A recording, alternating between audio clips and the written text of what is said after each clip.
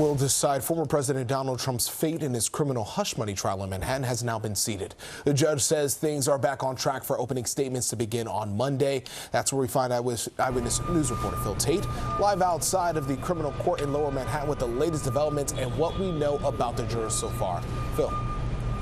Yeah, Pedro, we have our jury. Those were the words from Judge Merchan just yesterday. That as court was off to a very rough start, 2 jurors were excused. But even with this shakeup, we have a fully seated jury, which is going to include 7 men and 5 women. But it's also important to know that the focus really of today is to make sure that those alternative jurors are seated. Now, as for the jury that has been selected, it's been rounded out after a days-long search of potential jurors to serve for the duration of the former president's first criminal trial. Well, these 12 jurors that have been sworn in will decide if Trump is innocent or guilty related to an alleged 2016 hush money payment to adult film actress Stormy Daniels. Well, this hasn't been an easy task as 2 jurors were excused, one after expressing doubt of her ability to be fair and impartial, the other over his concerns of inaccurate answers.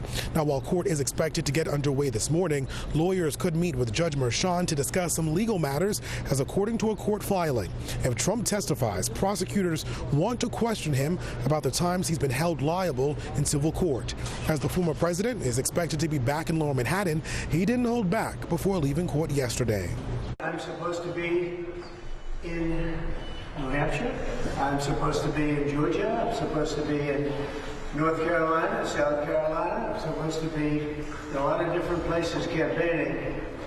But I've been here all day on a trial that really is a very unfair trial. These are all stories. This is over the last few days from legal experts. This is Wall Street Journal editorial.